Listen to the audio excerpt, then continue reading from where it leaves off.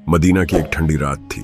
अमीर आल मोमिनीन हजरत उमर फारूक हमेशा की तरह शहर की गलियों में गश्त कर रहे थे।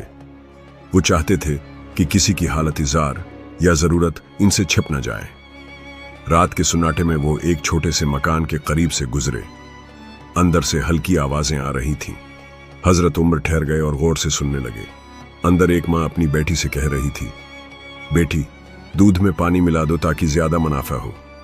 बेटी ने बड़े सुकून से जवाब दिया, उम्मी, अमीर आल मोमिनीन हजरत उमर ने मना किया है कि दूध में पानी न मिलाया जाए।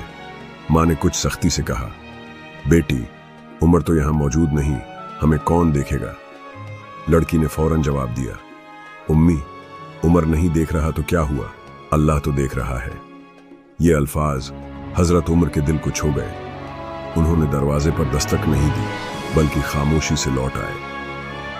अगले दिन अपने घर वालों से कहा, उस लड़की का निकाह मेरे बेटे आसिम से कर दो, उसमें सच्चाई और तक़वी है। इसी लड़की की नस्ल से बाद में हजरत उमर बिन अब्दुल अजीज पैदा हुए, जो इस्लाम के अजीम खलीफा और आदिल हुक्मरान कहलाए।